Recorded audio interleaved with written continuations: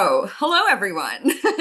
Thank you for coming. My name is Lisa Goulet, and I'm the engagement coordinator for UArctic Canadian members here at Memorial University and the host for today's webinar. The University of the Arctic is a network of universities, colleges, research institutes, and other organizations concerned with education and research in and about the North. We have people from all over Canada and the Arctic today, so that's very exciting. I'm going to begin with a land acknowledgement. We acknowledge that the lands on which Memorial University's campuses are situated are in the traditional territories of diverse Indigenous groups, and we acknowledge with respect the diverse histories and cultures of the Beothuk, Mi'kmaq, Innu, and Inuit of this province. So thank you for joining us today for our presentation on ethics in Northern and Indigenous research. Just a little housekeeping here. We have about 30 minutes for a panel discussion, followed by 20 minutes where we will have the opportunity to put some of your questions to the speakers. To keep things simple, we don't have the chat activated, but there is a Q&A function. So it's at the bottom of the right side of your screen. So if you have a question, just put it in the Q&A feature, and we will get to it when we get to the question section. Feel free to post your questions throughout the session. And lastly, I would like to remind you that this session is being recorded, and all those who registered will receive a link to the event in a follow-up email. And without further ado, it is my great pleasure to officially introduce our moderator, Maike Schmieding. Maike Schmieding is a research chair, Northern Community Sustainability at Keyano College in Northern Alberta, Canada. She is leading the Human Sustainability in the North research program funded by NSERC Mobilize and is the Research Ethics Chair at Keyano College and is currently enrolled in a PhD program around education and social justice in Lancaster University. Having seen many extractive research processes in our community, she is a supporter of equitable and impactful research in the North that is driven by community priority and advocates for equitable and just authorship, funding power in research. So, Maike, if you'd like to take over, I am going to mute and turn my screen off. Thank you so much for the introduction, Lisa. Hi, everybody. It's so nice to see all of you guys. I see we already have 98 people joining.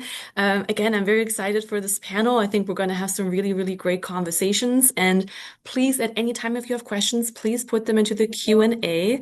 I promise we're very nice, and I promise we'll be so happy to answer any questions that you have. And thank you for being here. And I hope that we can provide some further insights for you and have a really good conversation. It is my absolute pleasure to introduce all of our panelists today, and I am going to start off with Carla Pamak. Carla, would you like to introduce yourself, please? Good afternoon, everyone. I'm Carla Pamak. I'm the Inuit Research Advisor for the Nunatsiavut Government. I'm also co-chair of the Nunatsiavut Government Research Advisory Committee. I live in Nain. If nobody knows, Nunatsiavut is a Inuit region. We have self-government here, which was ratified back in 2005. So we just celebrated 20 years of self-government, which is a huge milestone. I live in Nain, raised my children here, got married here. It's beautiful, and I love everything about the North. Thank you so much, Carla. I am so excited that you're on this panel. Next, Dr. Georgina Martin. Wait, Kuhwaidap, Georgina Martin, Ren Squext, Cookstechum, the one Aquan Elia, Swepmachkin, the Tlackle, the Tlaquin, the Moomdon, the Prince George, Achra Elkston, Nanaimo, Ach Vancouver Island University, Nancy Moise Ren Kea, Ned Moise Ren Chbea. So, hello everyone. My name is Georgina Martin, and thank you for having me here. I am Swepm, and I'm from Tekelch, which is in Williams Lake. I live in Prince George, BC, and I work in Nanaimo at Vancouver Island University, and I acknowledge my grandparents who raised me, Ned and Nancy Moise. And I'd also like to acknowledge I'm on the traditional territory of the Lheidli T'enneh here in Prince George. I live halfway up the province. They consider us the northern capital, but we're not really like fully north. We're halfway up. So I've been teaching at Vancouver Island University for 10 years now, and I do some community-based research with my own community. So I've also been on the reference group for the appropriate review of Indigenous research going on 6 years now. So I'll do my best to answer any questions and provide any insights in regards to Indigenous research on behalf of Northern communities. Cookstechum, thank you. Thank you so much, Georgina. I appreciate it. And last but not least, Sarah Schmidt. Hi, everyone. Good morning or good afternoon for those who are located on the East. Like Maike said, my name is Sarah Schmidt. My pronouns are she, her. I just want to first begin by respectfully acknowledging that I live and work on Treaty 8 territory, the traditional and contemporary meeting grounds and gathering places of the Diné, Tsulin, Cree, and Métis peoples of this region. So I am currently the interim vice president, academic and student experience at Keyano College, but I also maintain my role as director of academic experience, which includes research and innovation. So Maike and I work quite closely together, which is wonderful. A little bit about what my work involves relating to research is that along with Maike, is about building our research capacity. We are a small institution, and we're in a very northern context. We are the most northern institution in Alberta. So ultimately, my goals, along with Maike and our colleagues at Keyano, along with our community, is about building our research capacity within our northern context, hopefully starting to set some frameworks in place for fellow small institutions, working alongside those institutions and developing that institutional research data management strategies, which is some of the pieces that I've had experience in, as well as establishing the college's research ethics board just a few years ago. So ultimately, we are relatively new to the research space officially, but we're very excited to get started and keep on growing.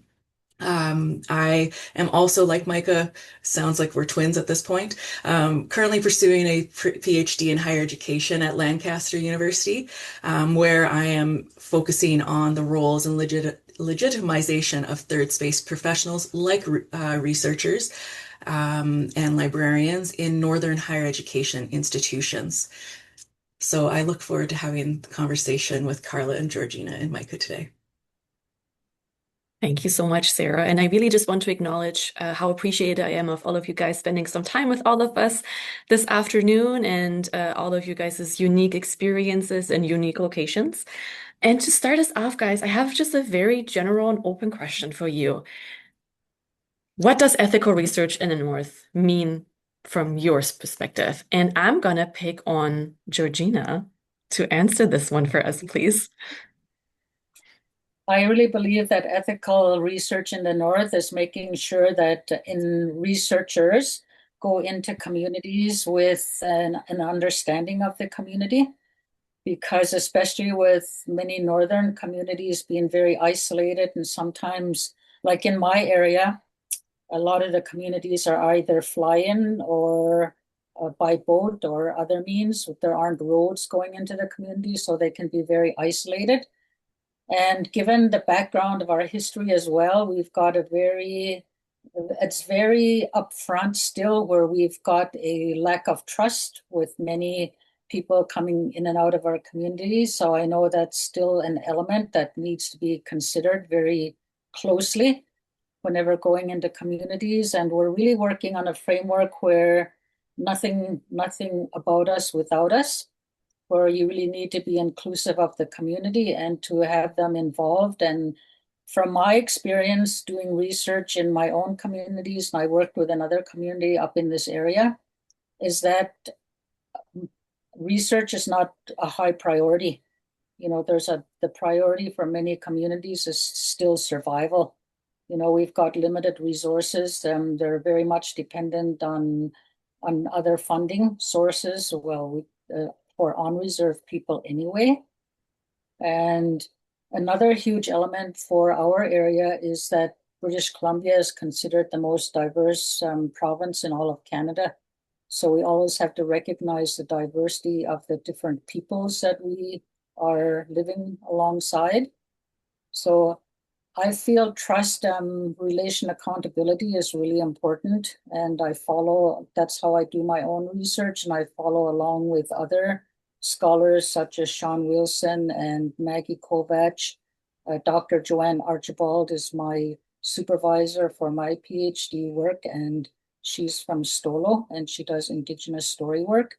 So really understanding what it is that the community would like to be involved in. Maybe when going into the community, you may need to take the lead in the research, but we're trying to really focus the research back to the community and them letting us know what they want, not what our ideas might be, that we can try and work with alongside them. But it's kind of putting the research back in the Indigenous communities, let them be in the driver's seat.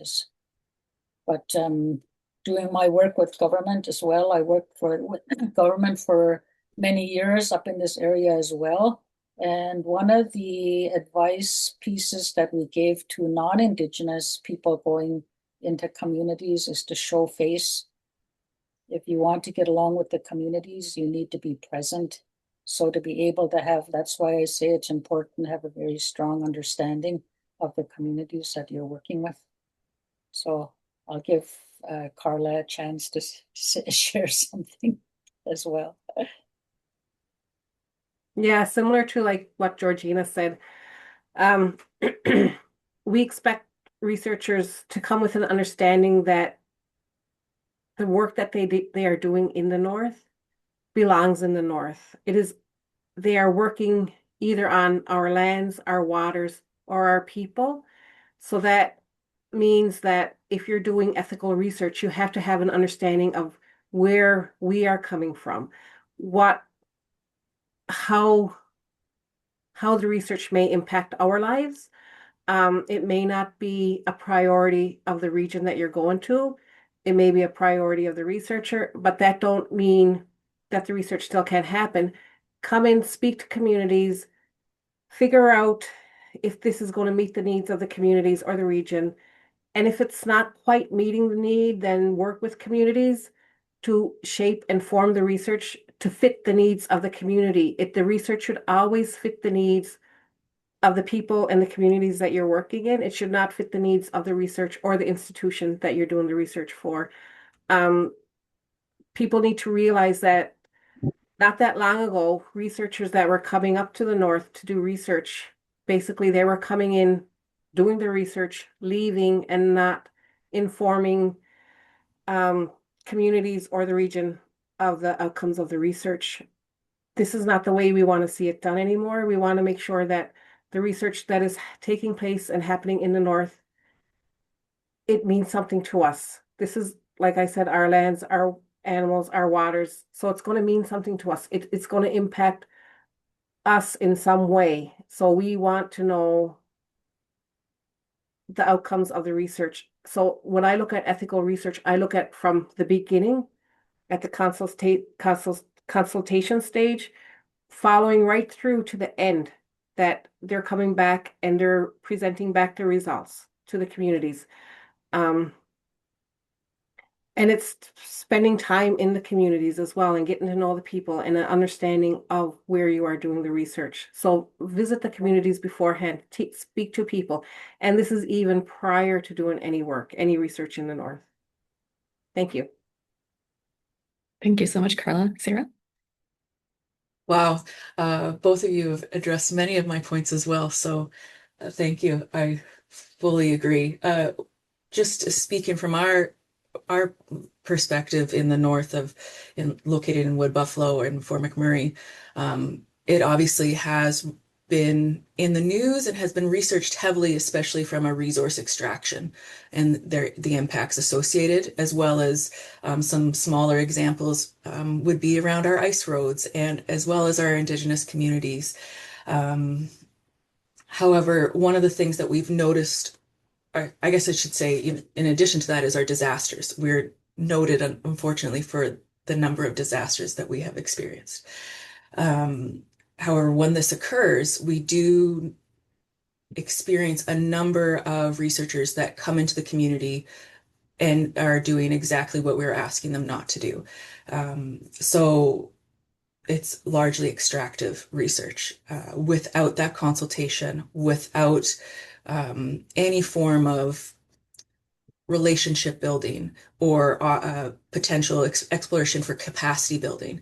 Because one of the things that I would love for researchers to consider who are coming into northern regions is to think about that and the opportunities that may arise from those collaborations or just seeking to build community and just getting to know our communities.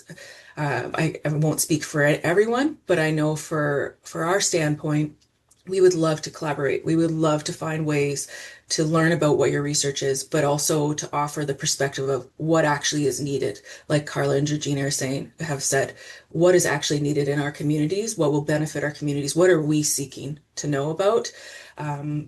Let us be also in the driver's seats from that collaborative research mindset.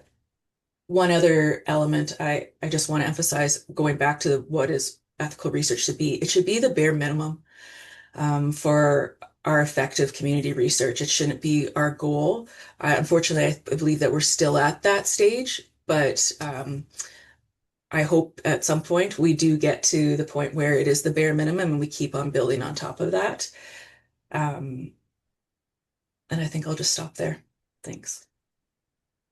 That was amazing. Thank you guys for sharing such rich perspectives. And I think what all of you guys were coming back to was that community piece, and not just that communities should be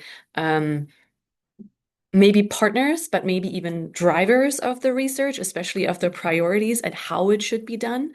And I thought you all put that as so wonderful. And I find it also very interesting that we are all located in completely different areas of Canada, but we're all addressing substantially the same thing. And I do agree with you, Sarah, that ethical research should be the bare minimum. This is not something that we should be asking, that should be expected, really, at the end of the day. With that, I have a couple more questions maybe that are more going into, well, what can we change? What can be done to make this more equitable, to make the impacts more meaningful, to make sure that research is ethical and that we are including communities.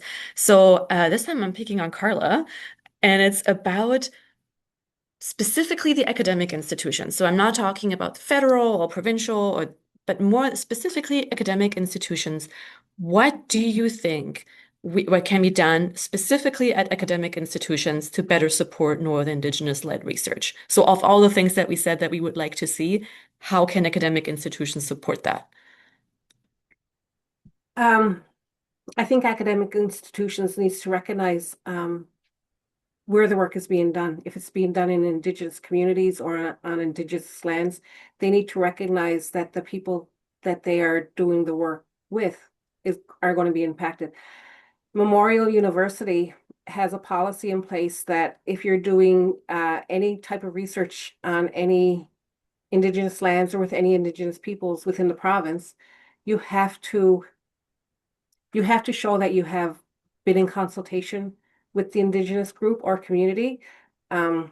So when we at Nunatsiavut get applications for research happening here, because no research can happen in Nunatsiavut without prior approval, that will go back to Memorial University as well through their to show that they do have work approval to do research on our lands, on our people. And I think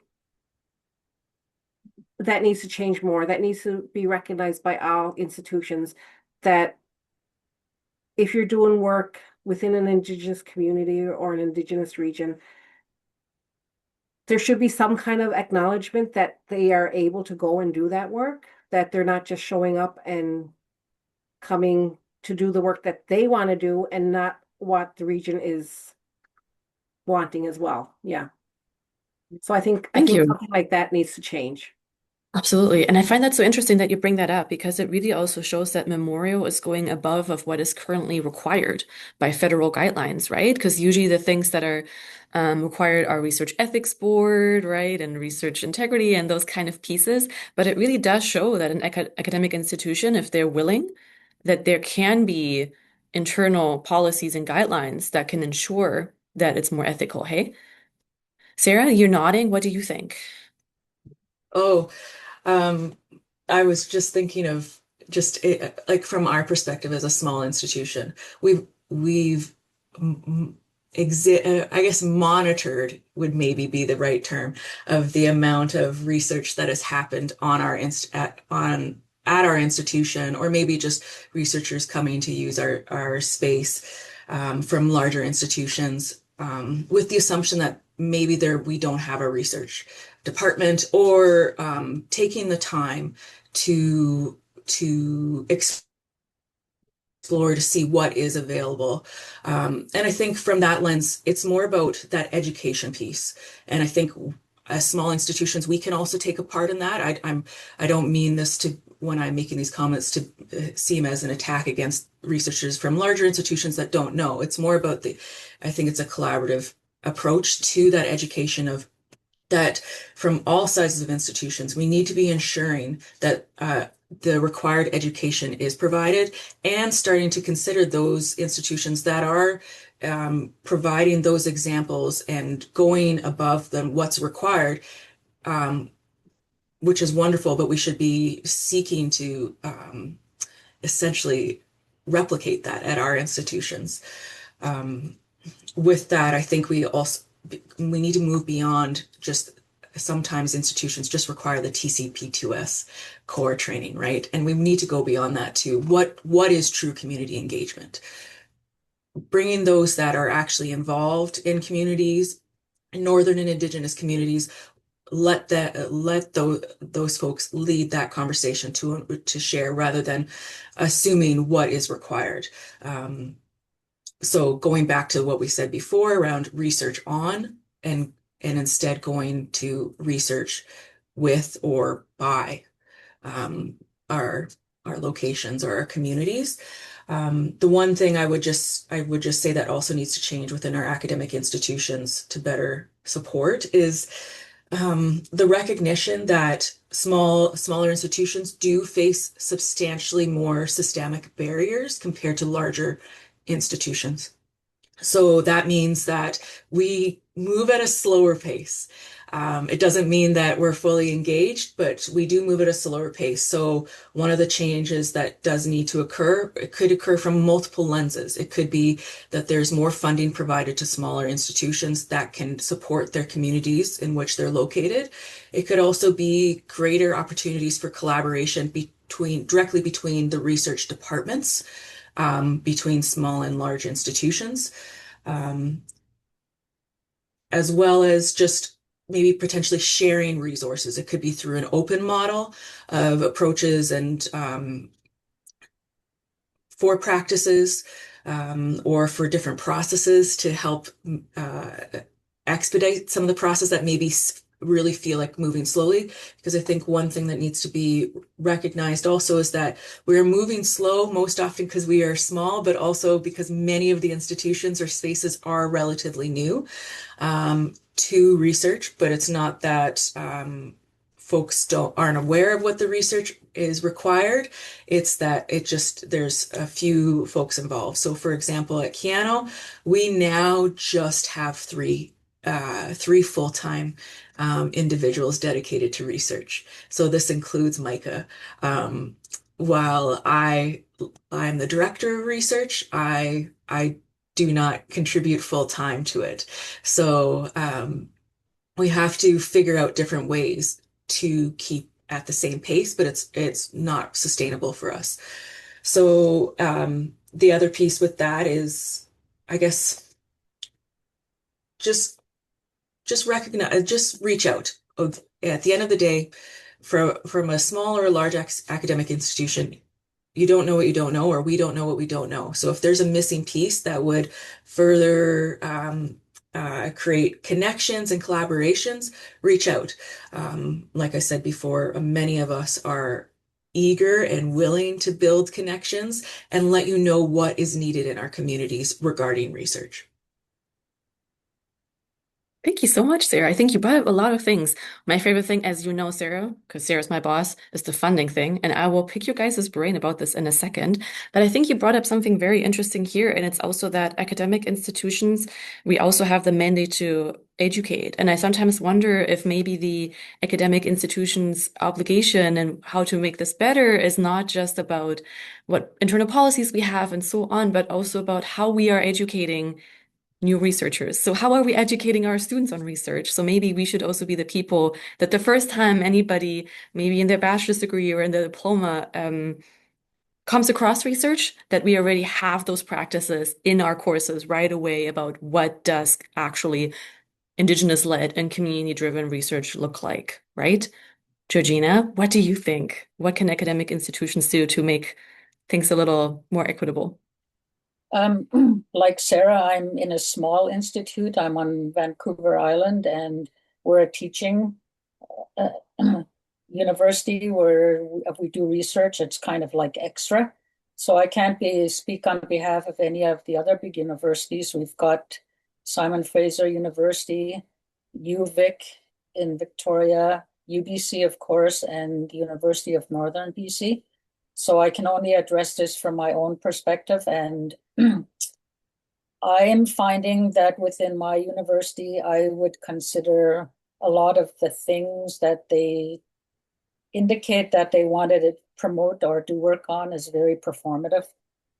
In my classroom, I really do a lot of work with my students on the TRC calls to action and really try to give it more value and get students to participate in.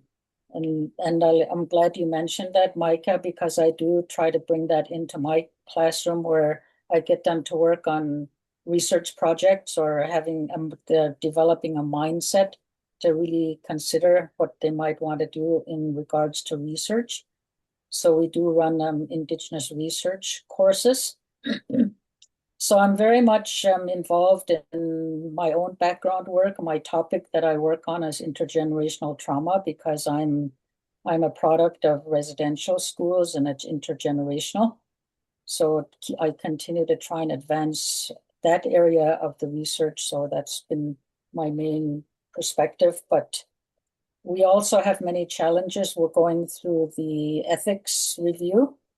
And that happened even through my PhD at UBC, where we're trying to educate the reviewers in regards to treating our, especially elders, with respect. You know, there are certain ways that we need to honor their knowledge and provide some kind of remuneration, but not call it that, or it's very tricky anyway in trying to work through the ethics review to make sure that our knowledge holders are considered in an ethical way. So those are some of the challenges that we face. And we also need a lot more support if we're going to do research with communities, like building those relationships. Like I say, relational accountability is so important. And we don't get the time or the support from institutions to develop those relationships. It's, you know, visiting among our people is critical. You bring up so many important points, Georgina. Like one of the things that I immediately felt drawn to was the money thing. I feel like we're trying to make something fit into a system that isn't really built to make it fit. So even if we talk about silly things like petty cash, right? Elder gifts and so on, there usually is always like someone somewhere or there's a policy somewhere that says, well, you can't do it. But it is so important for research and for impactful research, right? So it's also even those little things. And another thing that you just said, Georgina, I totally agree with too, where it's like that relationship building piece is so important for research and to have ethical and like good research with good outcomes, because as we all know, research findings inform policymakers, and then that really always comes back to the community, right? But it seems like in the current set of how research is being set up, it's much more about the publishing and then about the this and then going in and getting the data, but there doesn't seem to be that much of a value of like that slow building of those relationships, hey? Is that fair? Is that kind of what you were alluding at? Okay, thank you. Okay, we talked a little bit about academic institutions. I want to talk to you guys a little bit about federal policies. Before we get into that, I want to let all of our listeners know, please feel free to add any questions that you have into the Q&A, and we will make sure to address them.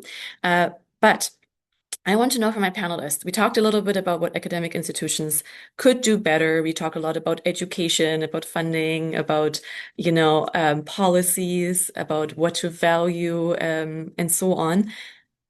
But what kind of changes do we need when we talk about federal policies? And with that, I mean, maybe research ethics, maybe the funding models. And I'm going to pick on Sarah for this one. And then I want to hear from Carla specifically about her specific context. Sarah, please go ahead. Okay. So I'll try to speak at some high level and not go too much down a rabbit hole on some of these items that I think we're all quite passionate about. One of the things that I would love to see change in federal policies would be around the requirement of the REBs. Right now, we don't have a clear expectation of REB approval from your own institution, and how does that then connect to the northern community where you are going to research? Is it a requirement? I know Carla mentioned about Memorial, which is wonderful. I love to hear this. But I would like to see this as a consistent requirement across the board. The other thing that in terms of our policies, and maybe it's more around our funding, is the inequity. So whether you're on a panel or you are seeing who has been awarded different like the grants, I would challenge you next time to consider who is representing the Northern and Indigenous communities. Because quite frankly, well, I know that there's been progress and there has been conversations and seeking to hear perspectives of Northern and Indigenous communities for representation wise, but it still has quite a ways to go. And I would love to see either dedicated seats, so to speak, for those that are on the committees assessing grants, or also in terms of just the pursuit of those that are assessing to consider and maybe potentially even check their own biases and their own stigmas that are associated with Indigenous and smaller and northern communities. Just because sometimes for example, even when we receive feedback in terms of our grant applications, it's not necessarily the most relevant, and we have received feedback that is more in terms of our capabilities as a smaller institution. And as we are not from a larger institution, or I guess just from a more urban area, I guess I would say. So that would be something that I would challenge just for everyone to keep an eye out for. And maybe if you have an opportunity, I would ask that you also ask as to why representation isn't there isn't equal representation from across the board. Largely, it's very much comprised of Southern, we say Southern, but those in more urban areas and larger institutions, the predominant research institutions on these panels or assessment committees. So that would be my large piece. And then also regarding that funding equity, then there is also something from the government identifying the dedicated funding to help further grow community-based research and support Northern and Indigenous communities in conducting their own research. I think you brought up so many great points, Sarah. Absolutely. I agree with everything you said, specifically the funding. So I myself, am on some adjudication committees, and it's always very interesting to hear some of the feedback that people give on applications on Northern communities. There very often is not that acknowledgement of that, sometimes the power imbalance, and also people come in still with prefixed expectations, prefixed priorities, but there was no community consultation that is still happening. Or when there are smaller institutions, and most of the smaller institutions are in the north, there's usually questions of, oh, why do they need that much more time? Or why does it look like this? Or why is travel so much? So I think there's definitely an equity also in understanding of what a northern context really looks like. So yeah, I agree, Sarah. And for everybody who wasn't aware, Sarah made a comment about the Research Ethics Board. So at this point, if, for example, somebody from an urban area wanted to do research in our region, it is enough for them to have approval from their institution's research ethics board. But their research ethics board might not have all of the information and why maybe something wouldn't be appropriate for the community, because at this point, it's not really needed. And with that, I think this is the perfect segue. Carla, tell me about how you guys are dealing with this. So yeah, excuse me. Like I said previously, research can't happen in Nunatsiavut without prior approval from our research advisory committee. So we know every and all research happening in Nunatsiavut. And I think federal agencies, federal funders need to be aware of these policies that are in place, these processes that are in place in our communities, in our regions. Time and time again, too, I also find that funders, like Sarah had said, they're making priorities for research that is happening in the north without so much as consulting with the regions to see if these are actual priorities that the region want to see. They're asking us to do adjudication sometimes for these projects. These federal funders are, and sometimes they're not compensating the region enough because it is a lot of work and it takes a lot of time and it takes a lot of effort to get people together, the right people together to adjudicate these proposals, these applications for funding to do research in and on our lands and waters. So I think there needs to be, I don't know if it's policy in place or what, but there needs to be something in place to recognize that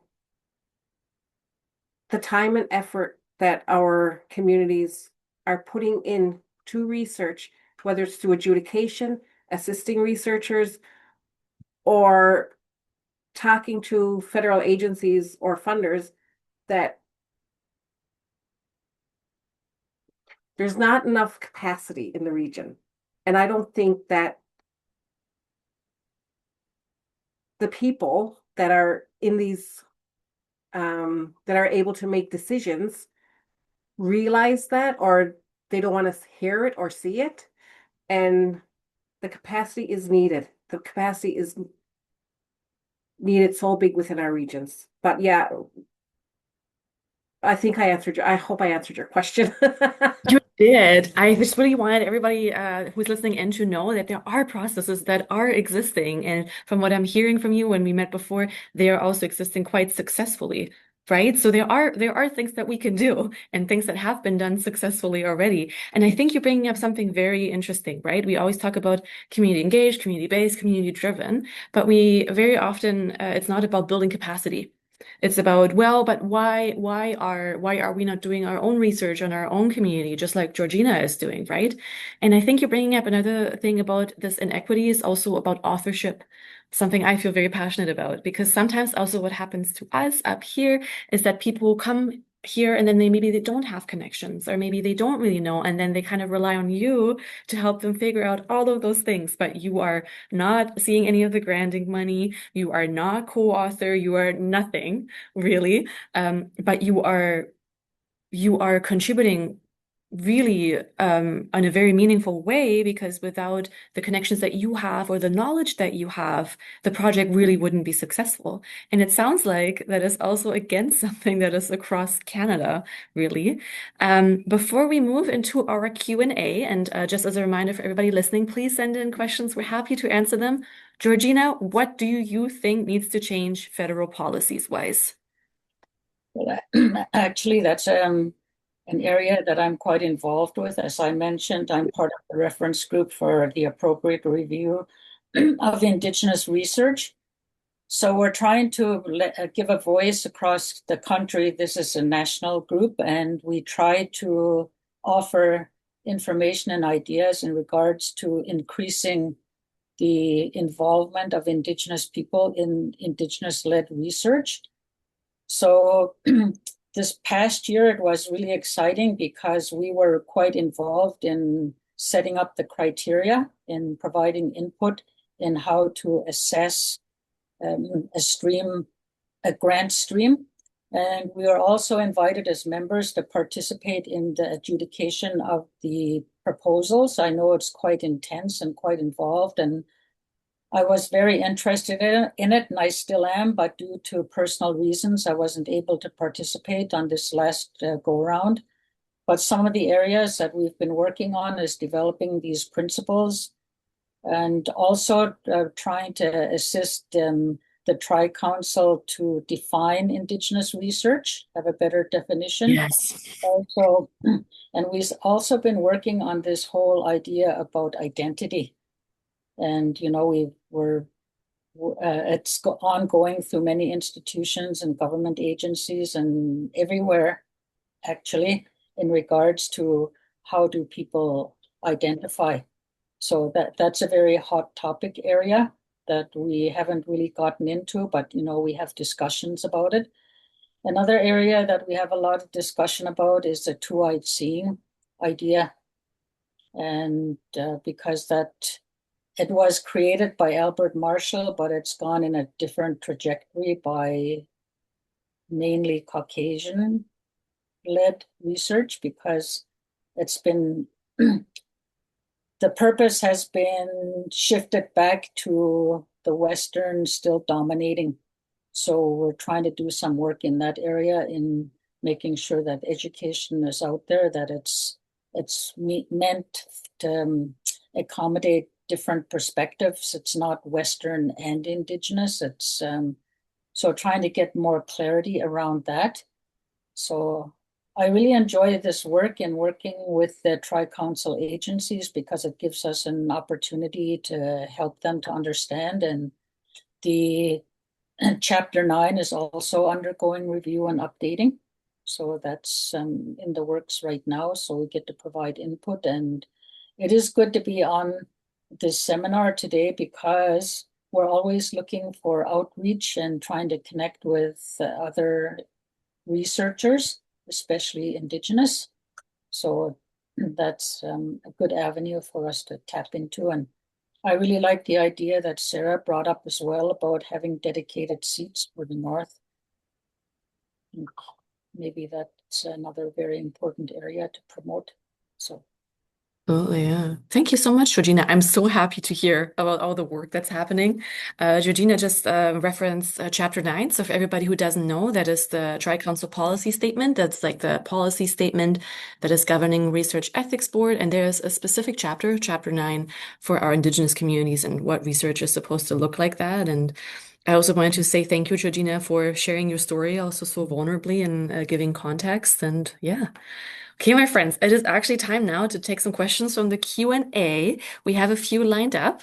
And the first one says, thank you for a lovely presentation. I agree, guys.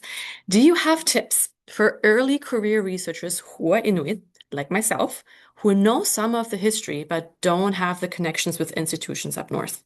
How can we initiate relationships with institutions and communities up north? What do you guys think? What is a good piece of advice?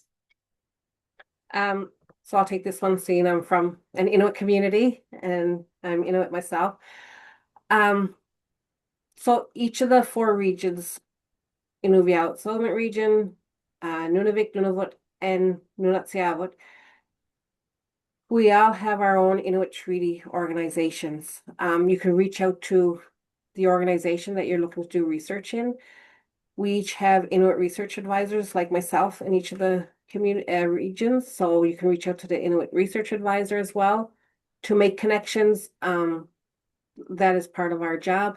But I think the first point, if you're looking to make connections to communities, or to the region that you're doing work is to reach out to the Inuit Treaty Organization, and they'll put you in contact with the best person you should talk to. And I think it's also about coming, sorry to interject, but it's also coming with an idea, but being ready to change the priority.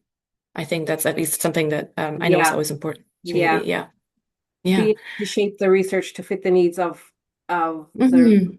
region or community as well as your project. Yeah. Absolutely. Thank you so much. Okay, guys, I have another question for you guys. What are some of the common mistakes that researchers make when first trying to consult with northern regions, and how can we navigate logistics of distance and language to ensure our first contact is respectful and meaningful rather than just a burden on the community? That is absolutely fantastic question. Anybody wants to volunteer on that one? I'll give it a I go. can. Oh, no, please do. Yes, Georgina, go ahead. I think it's really important to get to know the community, and maybe what my advice when I was working with Northern communities is to find out who the person is that you can approach within the community.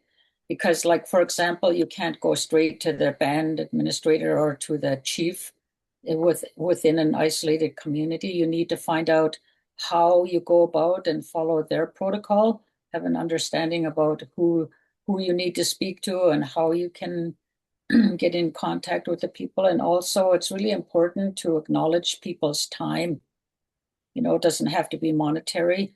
I actually had a conversation recently where, like, quite often we share tobacco, but I was reminded that Inuit people don't normally accept tobacco. So, having that understanding and that knowledge is really important when you're trying to build a relationship, because again, I'll go back to the whole idea about trust Yeah. and able to establish those initial relationships are so important.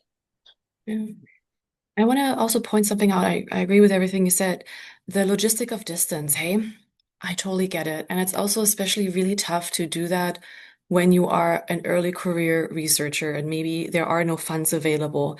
But then my question, I personally like when people come to visit us. I think it gives just like this really perspective. Like if you really are in the community, there's so many things that you will learn, that you will observe, that you will never understand unless you are there. So this might sound a little strict and maybe a little rough.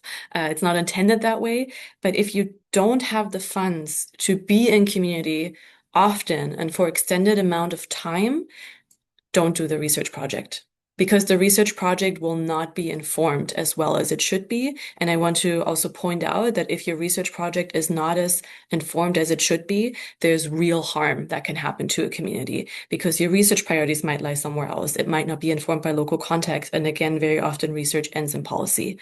So even if you want to do it and you have the best intentions, but the funds are not there to actually be in community and build the trust and really get the local context, unfortunately, then maybe that research project isn't for you.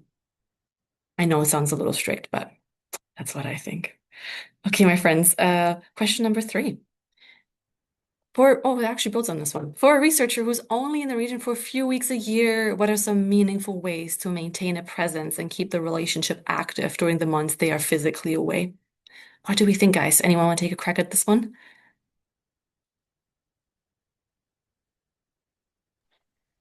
I think one way is to have a focused point of contact. There are other methods if you can't physically be in the community as often as you'd like. There are other means of being in touch with people, like we are right now on Zoom. I know it's not the best method, but there are other ways to consider. And then again, of course, some communities might not even have Wi-Fi or internet as well. So there are many considerations, just maybe do a follow-up Mhm. phone call, or even sending some kind of recognition in the mail, or just to continue that, like, access Yeah. to a person and making sure that they're, Mhm. back with the people. Yeah. I think it's that continuation and that reliability piece. Hey, Sarah, I was actually going to bring up an example from one of our researchers who, in my opinion, is doing a very, very good job at this. And this is Dr. David Smith. He's our environmental technology guy. bison, mostly anthroponic impacts. But he, with any community that he works with, he keeps in constant communication.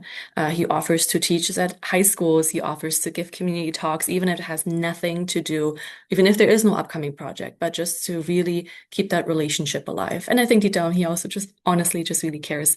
And that has been extremely successful. Yeah. Yeah. Thank you. Okay.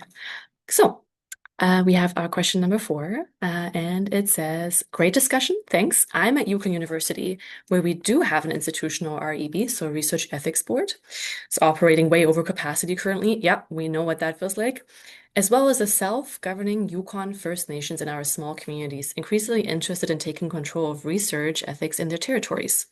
We're increasingly dealing with quite persistent outside researchers amid increased interest in the Northern Arctic who want to use Yukon University as an in for their own research agendas, but don't seem to hear our advice that they need to invest time making meaningful connections and taking their lead from the community they want to work in. Any advice on how to get this message across? And first of all, my personal comment, I'm so sorry. That sounds very stressful. What do you guys think, to my lovely panelists? What is some advice that we have?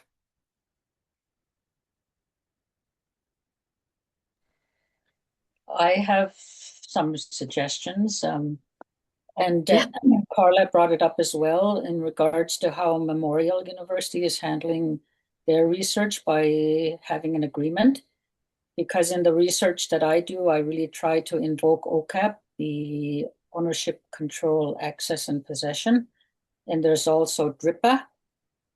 And these are huge considerations. So quite often we try to establish some kind of agreement with the community, and it would be preferred that it's community driven. I have been doing a lot of community-based participatory research, but I'm moving more towards community-driven. And that's where I'm saying that community needs to be in the driver's seat. And I learned from going into my own community. So it's just really important for them to be comfortable with the research and to know how they're going to be involved and how they're going to be considered. And with the other work that I do as well, we're really pushing on having Indigenous-led researchers on any of the Tri-Council applications. So, that we're no longer being considered as add-ons. We need to be really involved with the research and have a really strong understanding of our communities. Yeah. Thank you so much. I like how yours was so like strength-based and education-based in the sense of, those are some ways that people maybe are just not educated yet on why it is important. I feel like I'm much more negative. I'm the negative Nancy here. I would have said it's okay to say no. Like I feel like it's also always okay to say no because as researchers and at academic institutions, we have a really, really big responsibility. We really do. We hold a lot of power, and sometimes that power also comes hand in hand with protecting our community, especially in the North. So I'm a big fan of just saying no kindly.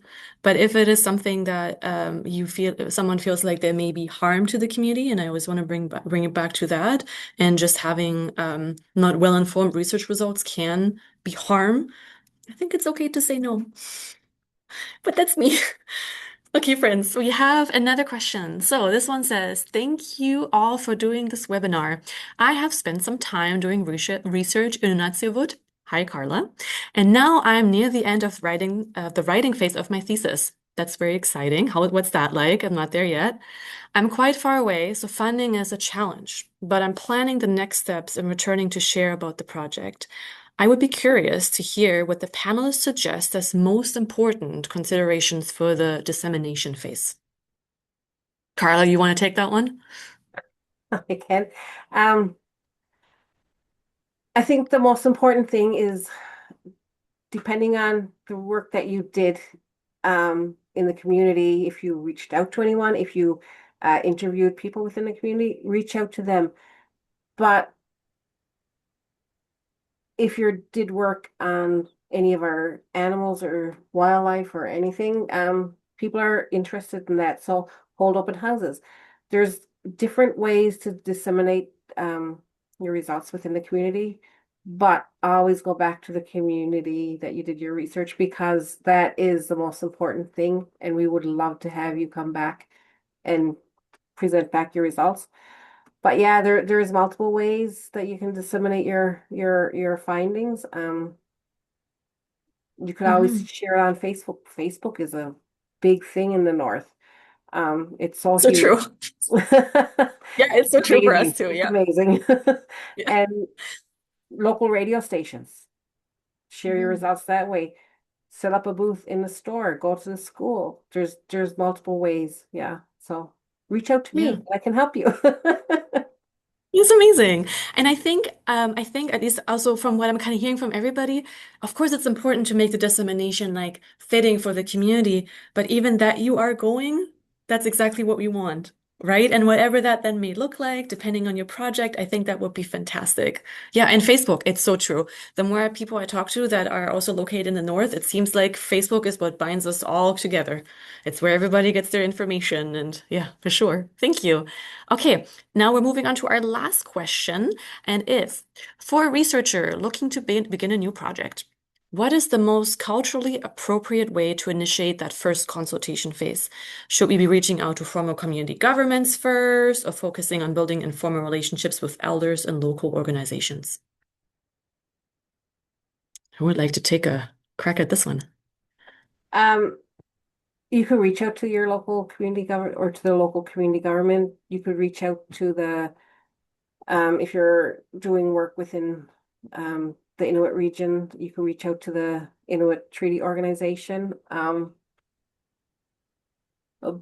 but come and visit the region. Make that initial relationship. Um, if your supervisor supports you in making that connection with communities, we have some really good research supervisors in Memorial University. One of them, he comes up to Nain or to the communities with his students to make sure that they make that connection, that they're not doing it alone. So get a Mhm. supervisor that is going to support you in ways that is going to make it easier for you to do your work, but to make that connection with communities, because sometimes the supervisors do have the connections to communities too as well. But that consultation and that getting to know phase is really, really, really important, and it should happen. And if the government and institutions are really invested in research in the North, they would provide funding for you to be able to go and do that initial consultation, community engagement, what have you, prior to starting your research, to be able to talk to communities and get an input on if this research is going to fit the need, or to work it around to fit the need of the community. Because when you work with communities prior to you starting your research is going to be more meaningful to both, I feel. Absolutely. Yeah, thank you so much. And you can always go if there is a local institution, academic institution, you can always go through that one too. Just don't do it the way that apparently Yukon University is currently being, uh, you know, abused, really. Okay, my lovely panelists, any final thoughts? Okay, I just really wanted to wanted to say, say thank you for giving me the opportunity to be here today. And if anyone out there want to reach out to me, my contact information is online. Same for us if there we weren't able to answer all of the questions, but if there are any questions specifically more for a northern context, we can always message research@keyano.ca. And now I'm handing it over to Lisa Goulet. Hello. All right. So we have now come to the end of our time together. I would like to once again thank Maike, Carla, Georgina, and Sarah for sharing their time and expertise today. That was a really, really informative discussion. Thanks to all of you out there for attending and your great questions. We do have another webinar next month in June, on June 24th about small and northern colleges, the community impact, capacity, and regional resilience. So keep an eye out for the panelist announcement for that. And as I indicated earlier, this session has been recorded, so I'll be sharing the link in an upcoming email, so keep your eyes on that as well. Thank you, everybody, and enjoy the rest of your day.